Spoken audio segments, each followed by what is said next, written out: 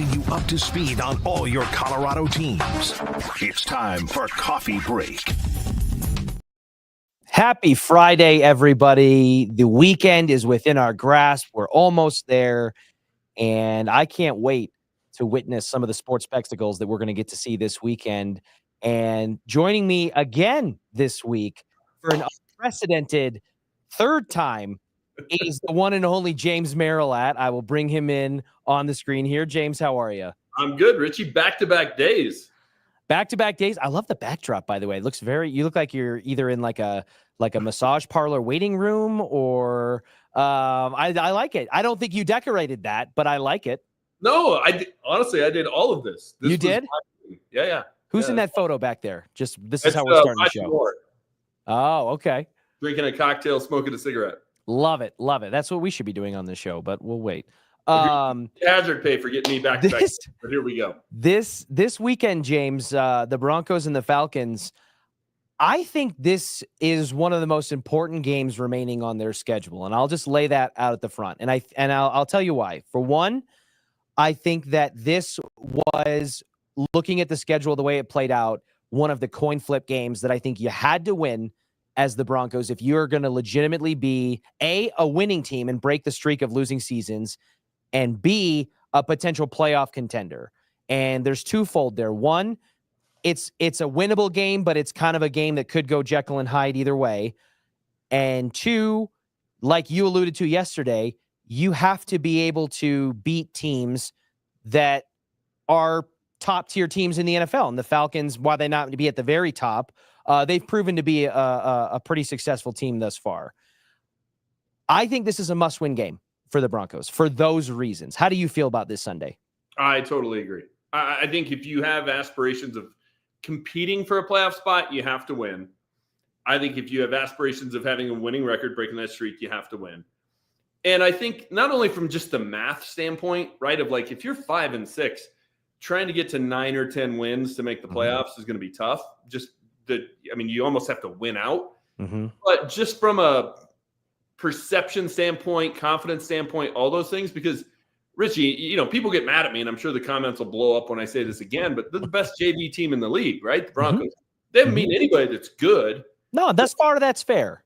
The Falcons aren't great. They're not. But they're good. Okay, yeah. I was going to say, because listen, they've proven to be a little bit of a Jekyll and Hyde in a sense of like, and I think it really boils down to what Kirk Cousins you get. And I am a card-carrying member of the Kirk Cousins fan club, so I'll say that right out the bat. That's my guy. But you could get Kirk Cousins, who goes out on Thursday Night Football and sets a Falcons franchise record with 500+ passing yards on Matt Ryan night, by the way, just a dagger. Yeah. Or you could get the Kirk Cousins who at one point had like the worst primetime record for a quarterback in a significant stretch of time. And you don't know that, but I'll say this.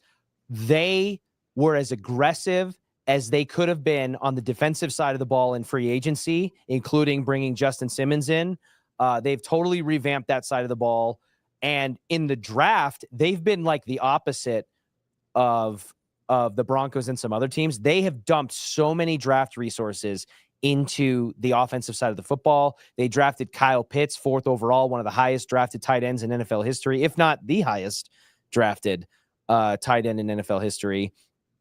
Drake London is a bona fide wide receiver 1 on almost any team in the NFL. Darnell Mooney is playing like a wide receiver 1 on most teams in the NFL. And Kyle Pitts is producing. He's been like one of those tight ends, especially because of his draft position, where it's like, oh, this guy's not living up to his billing. But now that he's got legitimate quarterback steadiness and he's not catching passes from Desmond Ridder and Marcus Mariota and whatever other cavalcade of backup quarterbacks you want, he's producing well. And they have 2 legitimate RB1s on offense. Bijan Robinson speaks for himself. He's in the run game and the pass game. He's an unbelievable, genuine bell cow back. And Tyler Algier is a RB1, not just on the Broncos. He's an RB1 on 10, 15 teams in the NFL, and he's their backup. Yeah, the Broncos don't have anybody as good as any of the guys you just mentioned. You are correct. A tight end, a receiver, a quarterback. as good as anybody you just mentioned. So Atlanta's coming in with more talent, certainly on that side of the ball. And they're a good team. It would be a good win. It wouldn't be like, oh my God, they're a Super Bowl contender, but that would be a good win. And here's the other way I look at it, Richie. If you can't beat the Falcons at home, you're not a playoff team. You're just not.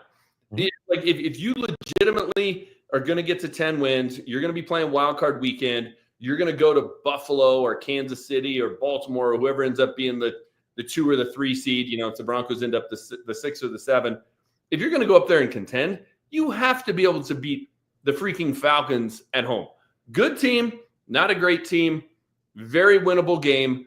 I think Sunday tells us what we need to know about this team. Like, hey, is it still a rebuild? It's all about Bo. It's all about just making sure they develop, and they're still a year or 2 away. Or are they ahead of schedule and they could surprise some people? We're going to find out Sunday at 2:05 at Empower Field. I'll tell you this, and this will give credence to some of the things that you've said over this past week and kind of throughout this year. They almost beat the Chiefs, scoring 14 to would have been 17 points. That's not going to be the case this week. I think this is a game you've got to score 24 plus points to win. And to put extra emphasis on the topic we've been discussing, the comment you made about the Broncos not having a single offensive player better than the ones I mentioned, it's not just something that we're laying out. Statistically speaking, it is true. Darnell Mooney and Drake London are doubling the production of the Broncos' leading receiver in Cortland Sutton. Kyle Pitts is within 100 yards, receiving yards of Cortland Sutton as a tight end and the third option in the passing game, and they have the same amount of touchdowns in 3. And Bijan Robinson, we can just set him aside. Tyler Algier is out rushing any Broncos running back as a backup this season. Now, the sneaky thing, I guess, if you want to get technical, Javonte Williams has 225 receiving yards so far this season, which is way higher than I would have anticipated, even though he's been used that way. So if you go by total yards, he might win. But again, we're talking about needing to go through total yards to match the production of the Falcons' backup running back for Denver. So it is going to be a massive test for this Broncos defense. And I think I said before, it comes down to which Kirk Cousins you get, and that's true. But let's say that you get the Kirk Cousins that's closer to the franchise record-setting Falcons quarterback. Riley Moss is about to get tested, and Riley Moss has gotten his flowers in a lot of ways in the early parts of this season. Darnell Mooney is a legitimate wide receiver, and you can say even if Pat Surtain does Pat Surtain level things and effectively takes Drake London out of the game, which isn't a give me by any stretch, Riley Moss is going to be tested, and this linebacking crew with Kyle Pitts, who's just as much of a vertical threat as most wide receivers, is going to be tested. And I think a lot of that's going to rely on, if there was a game where you needed Jonathan Cooper and Nick Bonito to keep that hot streak and Zach Allen to be that wrecking ball in the middle, because if Kirk Cousins has time, I'm not sure that this secondary is going to be able to hold up. No, I think you hit the nail on the head there with the final comment.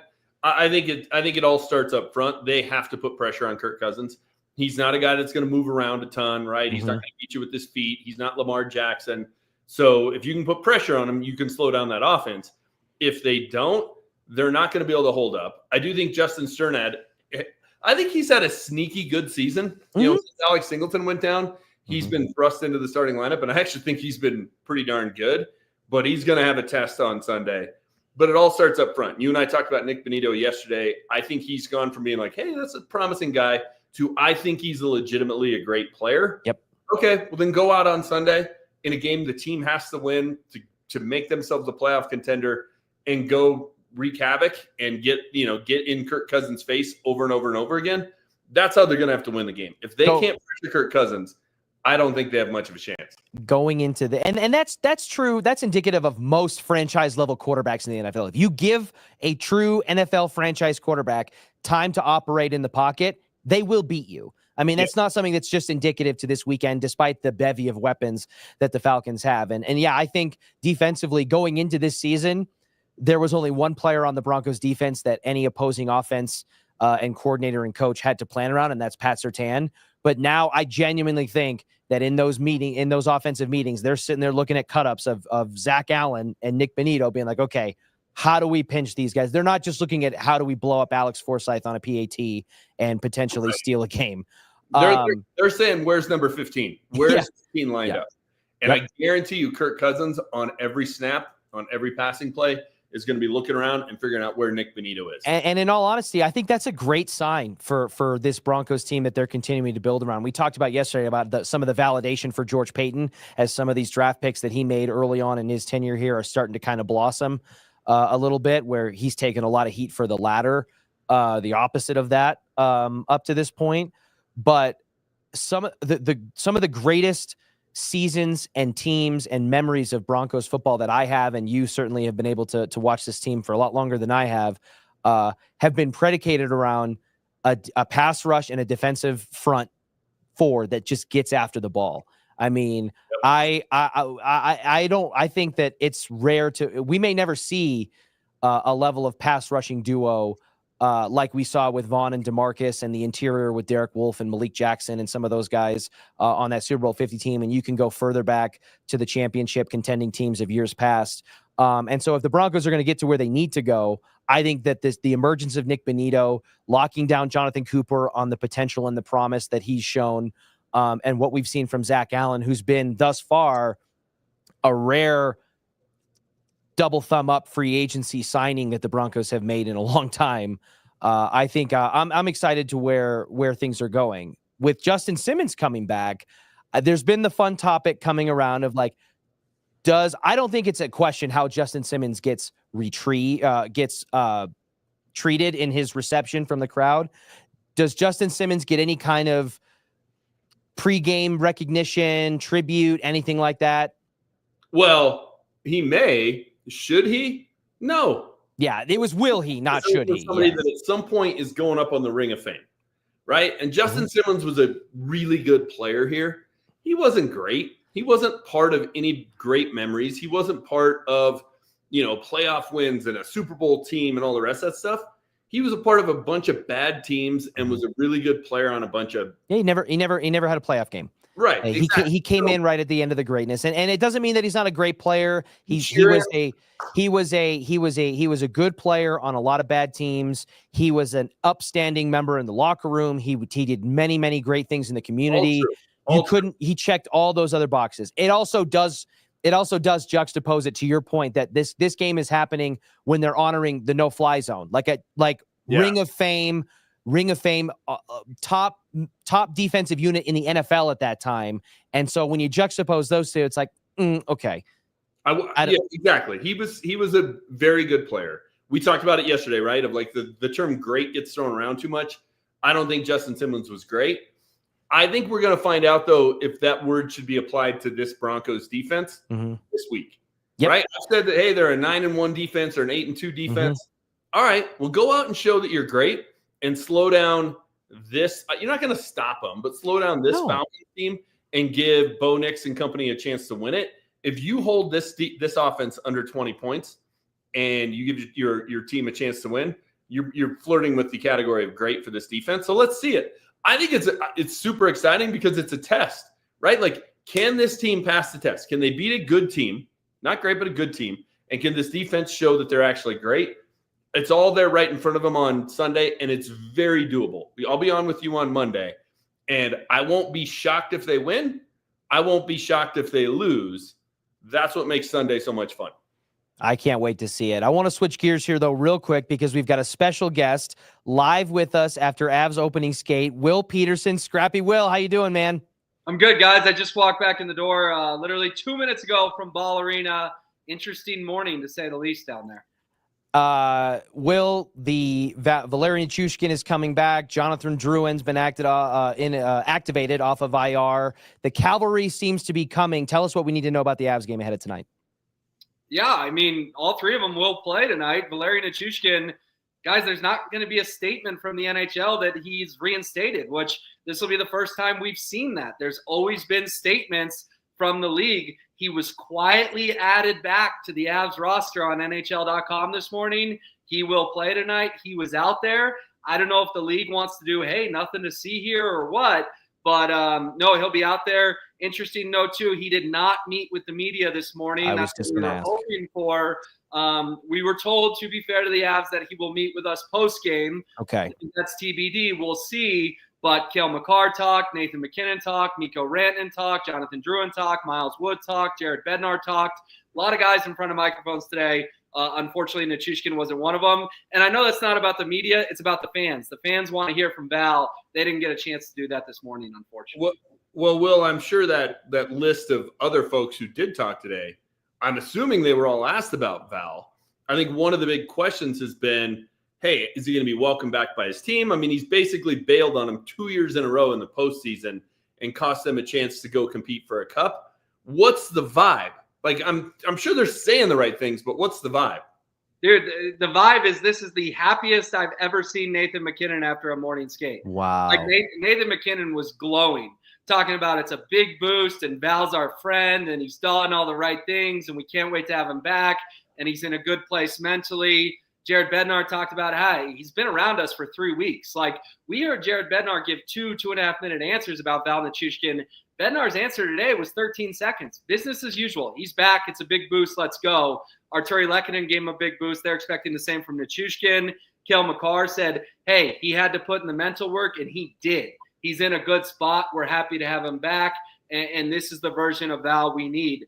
James, vibes-wise, I mean, 10 out of 10. There was so much excitement in that locker room. And again, I think Nathan McKinnon must know deep down he can't win another cup without Val Nichushkin, and the numbers would bear that because McKinnon was in a fantastic mood this morning. Well, okay, Will. So based on that, we've got Drouin and Wood coming back from injury. Val's coming back. The locker room is as cheery as it's ever been. Nathan McKinnon's a kid in a candy store. I know it's a capable Washington team, but we should expect some firepower tonight then, right? Are we no lag? It's right back to business and back to the high-flying Avs that we're used to seeing then? I would think so. I mean, especially when you get 3 guys like this back, you're instantly going to come out with more energy. Slow starts have been a problem for them. So, yeah, I would expect so. Obviously, Alex Ovechkin on the other side. Justus Annunen will start tonight too, by the way, his first start in quite some time. Georgie's sort of settled the ship, but on an injured backup, he's got to play some games, and tonight's a game he will play. The other big story, guys, from today, Gabriel Landeskog worked for about 45 minutes on his own. He then stuck around for morning skate. This is the first time in 6 months Gabriel Landeskog has skated with the Avs at a morning skate. He did that in the playoffs last year, you'll remember, but we haven't seen it since. He only returned to the ice on Monday, and come Friday, he does his work on his own, and then he's out there for practice for a half hour with the team. I'm not saying his return is imminent. I don't have a timeline for you, but we can't ignore big steps after these quote-unquote setbacks he's had. This was a big step. Gabriel Landeskog practicing with the Avs today, just 10 days after all the speculation is he retiring? Landeskog punches back and gets some work in with his team. Yeah, go ahead, Richie. Go ahead. I was just going to say, going back to the vibes portion of things, based on from a vibe standpoint, because again, there has been no official timeline on that. Do you expect Gabriel Landeskog to be back with the Avs before Christmas? Is that fair? Like based on, or are we talking like, are we still in wait and see mode? Because James and I talked about this yesterday. I'm in wait and see mode. I don't expect him to come back at all. And if he does, gravy. But I just was wondering, based on the vibes and how it looked and what the feeling is based down at the facility, do you think we are close-ish to a 2024? Let me put it to you this way, Richie. 10 days ago, I didn't think he was ever going to play for the Avs again. And now I'm leaving Ball Arena today going, yeah, maybe Christmas isn't the craziest idea in the world. I thought if we saw him back at a morning skate, based on what happened and those setbacks and being in the gym, I thought you and I and James would be sitting here talking in February, not November 15th. That's why this is such a surprising development. This all happened in a week, not over 3-4 months. I think this is a huge step for Gabe. Now, do I think he's back imminently? Do I think he's back at Christmas? I don't know. But I'm just telling you, because vibes is the word of the day, the vibes have shifted on Gabe Landeskog. I think you got a better chance of seeing Santa Claus on Christmas. I mean, come on. How many times have we gone down this path, right? Oh, Gabe's coming back. Will, and I'm not saying this in a negative standpoint, but we talked about it a couple of weeks ago on Denver Sports Tonight. where 2 years ago at the trade deadline, they didn't make any moves. And I remember you coming on the afternoon show. I was sitting in, and it was, yeah, but their big trade deadline move is really going to be Gabe coming back. Yep. That's 2 years ago. I was in my 40s. Like, come on. But James, at that time, he hadn't gotten the surgery he needed. Okay, to be fair, he had just gotten another cleanup job. He didn't get that cartilage replacement surgery until he missed a whole season. So when I made that comment to you guys, he hadn't gotten the Lonzo Ball surgery yet. And then we heard Nathan McKinnon say that was the surgery he needed all along. So I get what you're saying, but remember, we really have to go off May 2023 as the real timeline here, because that's when the surgery he really had to have done finally got. I feel like we're dissecting the Zapruder film here. I feel like it's like, well, yeah, I feel like at some point we're going to be like Charlie Day in that It's Always Sunny meme where he's got all the red tape and ribbon everywhere and he's freaking out. And because correct me if I'm wrong, are we not just like a week and a half or 2 weeks removed from the speculation that Gabe had a setback? And that's why this is a big deal. Yeah. That's why this is a big deal. Because a week and a half, 2 weeks ago, you and I did Mile High Hockey. We didn't think he was ever going to play again. And now not only today is he working on his own, but he sticks around for morning skate. Like the timeline has done this, and I know I'm small right now, but it's done.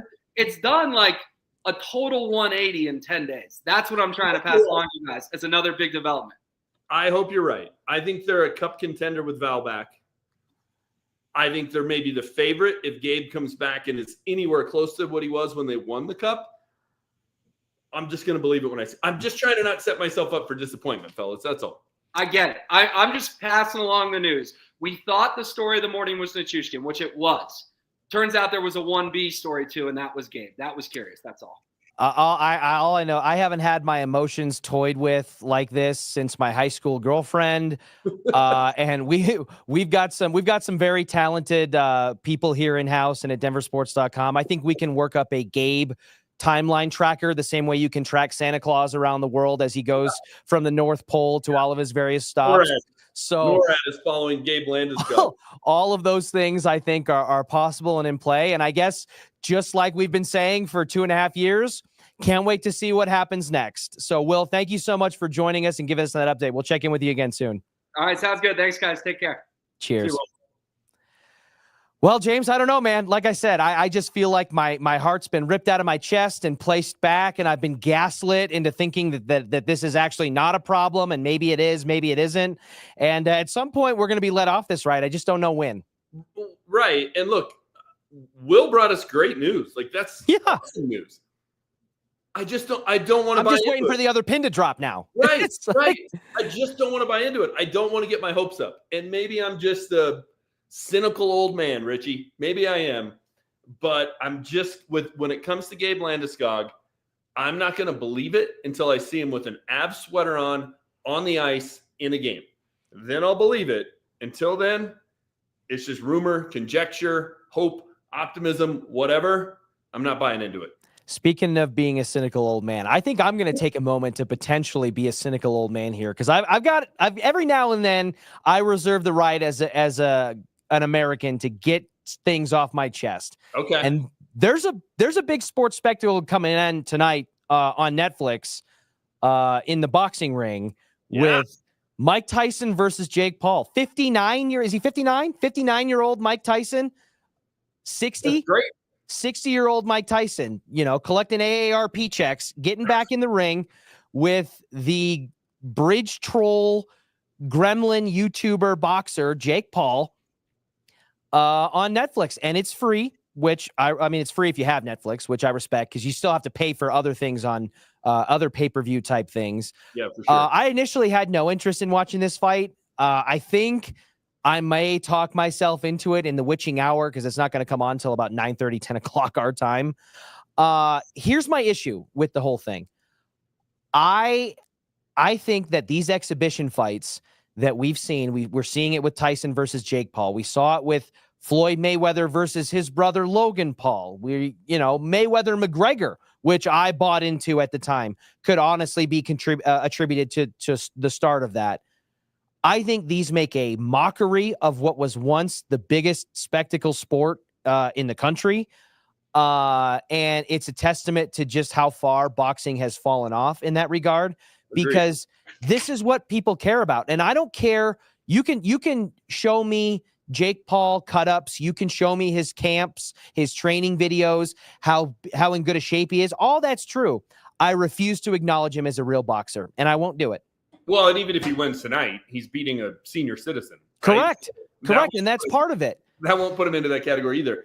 And look, listen, you hit the nail on the head that all the interesting boxing matches in the last decade have all been some sort of gimmick, right? Like I've never seen a sport fall so much that Mike Tyson, who was the biggest draw in the 80s and 90s, is still the biggest draw in 2024 at 59 years old, because boxing is dead. The fight game, UFC is popular.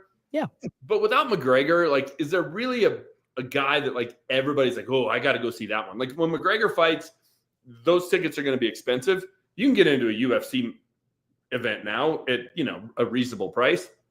But I was in Las Vegas in 1991 to watch Mike Tyson fight Razor Ruddock. One of the greatest sports events I've ever been to in my life. I can't wait for tonight. I'm so excited. Mike Tyson walking into the ring there's just nothing like it. Like that event, Richie, was like, you could feel the energy. It was incredible. There's no part of it to you that's a little sad, though, James, that he's 60 years old and he's getting. I understand that he was 50-6. He was Iron Mike. He was unbelievable. I wish that I was born just a little bit earlier so that I would have been old enough to experience that stuff when it was really happening. When he won, it was the greatest thing ever. When he lost, it was stop the press, show-stopping headline news. And I get all that.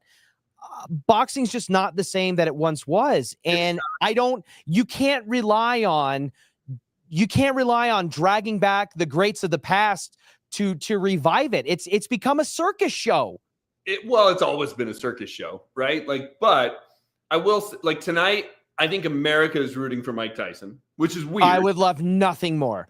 Because in all honesty, I need something to happen to force the Jake Pauls of the world to stop being as successful as they've been, because I think it's bad for the sport overall. And I'm not one of those haters that's like, gatekeeping, getting the bag and getting your money. I don't want to do that. If Jake Paul can make the amount of money he's making to do what he's doing, great. Just don't tell me I have to recognize him as a legitimate boxer. Get in the ring with Alexander Usyk. Get in the ring with Tyson Fury, because Jake Paul's a heavyweight sized boxer.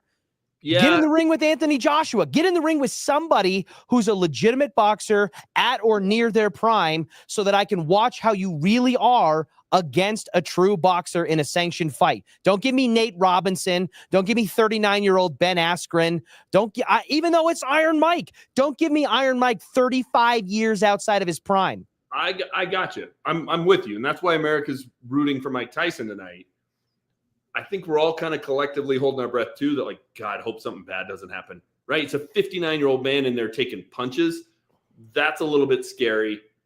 But when I was a kid, Richie, the most famous person in the world outside of the president of the United States was the heavyweight champion in the world. Mm-hmm. Does anybody know who the heavyweight champion is right now? If it's not Tyson Fury right now, I don't know who it is. Right. Yeah. Like, we could go ask 10 people at a coffee shop, which I want to do every now and then, and nobody would know. Nobody. I don't know, man. Like I said, I think I'm going to talk myself into watching it. I did not do that. I did not do that with the Floyd Mayweather Logan Paul fight, which disappointed a lot of people by and large. Because even in that fight, and that's also my problem with these exhibitions. And I think there's just an understanding behind the scenes. Not that boxing's never been wrought to have, agreements and things of that nature. But I mean, you could tell watching that fight back, even watching it live, that Floyd was pulling some punches. He had some opportunities where he could have taken Logan to the mat, and he kind of held him up, propped him up, or stretched it out to get it to 3 rounds. Is tonight going to be legit? And you watch the documentary, the whatever they call it on Netflix, the 3-part documentary. Mm-hmm. Like they're a little too chummy. Yep. And like even in their weigh-in ahead of the fight today, when Tyson slapped Jake Paul in the face, it's like, oh, that wasn't planned at all. Right. Just to walk up and do it. Now, I will say, given who he is and who he was in his prime, if there was ever a guy who I think would not want a scripted outcome and want all that, it would be Mike Tyson. I would think that Mike would come out in that first round like, I'm going to put this guy's face through the canvas. I want to believe that. I don't know if I do, because at 59 years old, Mike, as cuckoo as he still is, might understand that maybe he doesn't have the upper hand here, but I don't know. I mean, did you see the interview he did with like the 12-year-old girl? I've never, like, nobody else can get away with that, for one, nor would anyone else do that in their situation. I mean, this poor kid like, you see the kid reporters at like the Super Bowl or whatever that are like, Mr. Brady, who's your hero? You know, and all that. And like this 12-year-old, the most eloquent pre-teenager I've ever seen in my life, asks this wonderful question about bridging generational gaps and exposing himself and his greatness to a generation that's so far removed from being able to see him and his bringing up the word legacy. And he's like, legacy means nothing. When you're dead, you're death. You're in a box. You know, it's like this poor kid. And she's like, thank you for sharing that, Mr. Tyson. Like, what are we doing? He's also a guy that for the vast majority of his life, but for 40 years, people have considered the baddest man on the planet. Yeah. I don't think he wants to go out there and just let that. I don't think so either. And I think myself into it, Richie, because I'm excited about it. I think he's going to knock him on his butt. But I'm telling you, man, just the black shorts, the black shoes, no socks, and the towel with the hole cut in it over his greatest entrance in the history of boxing. One of the greatest entrances in all of sports. Iron Mike Tyson. Can't wait to see one more time. All right, you're getting me kind of hyped up for it now. I feel like I'm gonna, and like I said, even though I have so many things that I don't like about it and I'm against it, I'm probably still gonna watch it, which means I'm gonna be part of the problem, which I'm not opposed to or is not in my history, because I rail on Dick Monfort and the Rockies as much as anyone in this town, but you'll catch me up on that rooftop on a handful of Fridays in the summer. You know what I mean? Like, so maybe I need to just accept that while I'm frustrated about it, I'm also part of the problem. And I guess I'll just have to live with that. Yep. You're going to be part of the problem tonight. I am too. I'm not with the Rockies, but I will be tonight. Can't wait. It'll be a great way to start off a big weekend, right? We got the Buffs tomorrow at 10 a.m. We got a huge Broncos game. Going to be a great weekend of sports, and it starts tonight with the fight. On the way out, let's just give predictions for all three. Tyson versus Paul. What happens? Is there a winner, or is it a exhibition type? You know, not a draw, but somebody wins, and it's clearly. I think you know what? I'm gonna pick with my heart here. I think Tyson knocks him out. Okay. Oh, Iron Mike by knockout. Okay. All right. Buffs, tell me, what do you think? What's your vibe on the game? I think the Buffs roll tomorrow. I think they win by 20 plus. Man, okay. Let's go 35-14. So no faith in the younger Zach Wilson. Nope. Okay, and if Zach Wilson, it was like, you know, hide your moms, hide your whatever. So with the younger Wilson, is it like hide your sister, hide your aunt? You know what I mean? Is that just a family tradition? That kid looks 12, man. I know. My 17 plays kids that look older than that. And Zach Wilson looked young when he was at BYU too, but it was kind of like he looked like young. He looked more cougar bait. Like his brother just looks young. Like he just looks like you're not even allowed to go see an R-rated movie. No, like he doesn't look like he should be in a high school game. I think the Buffs roll tomorrow. Okay. I don't disagree with you. Utah had all the promise and talent in the world, but you lose your starting quarterback and your backup quarterback. What are you supposed to do to a certain degree? Finally, Broncos Falcons. What do you think? I think the Broncos win. Okay. Well, what score? Give me a score on this one. I think it's 24-17. I think the defense shows up and plays well. I think Bo Nix just does just enough. And I think you and everybody else is going to be telling me on Monday how he's the second coming of John Elway. Okay, fair enough. I'm going to go the opposite direction of you in Tyson Paul. I think that the sports entertainment world knows that they can milk this Jake Paul cow for all of its worth. He's young. He's got so much life in front of him. Tyson, this is probably a last bag grab, and I think they're kind of using his name and his past to hype that up. So I'm going to go as begrudgingly, even though I want nothing more than the opposite, Jake Paul by decision, because I don't think Jake Paul's, even at 60, I don't think Jake Paul can knock Mike Tyson out. I don't know that a lot of people can. And maybe I'm wrong on that, but I wouldn't want to take a punch from 70-year-old Mike Tyson 10 years from now, let alone 60-year-old now. So I'll go there. I'm with you. I think the Buffs win. How to what degree they win by, I don't know. If they blew them out, I wouldn't be surprised. And I think the Falcons win this one. Oh, I do. I think the Falcons win this one, but I think Bo Nix puts up points. I think it's like a 20, 27, 24, 26, 23. If Bo Nix plays well and the Broncos offense plays well, they win. That's the formula. Here's hoping. That's one of those classic. You've been known to do these before. I hope I'm going to make a negative prediction and hope I'm wrong. So I hope I'm wrong on that. And then we'll throw a bonus one in there. I think the Avs come out on fire tonight based on what we heard from Will. And I think they shellac the Washington Capitals. I'm going to go 6-3. Take the over. I'm with you. Mm-hmm. Awesome. Well, James, it's been a wonderful week. Thank you for joining me for 60% of the coffee breaks this week. And you'll get the next crack at it coming up on Monday. All right. Sounds good. Have a good weekend. Have a good week, everybody. Keeping you up to speed on all your Colorado teams.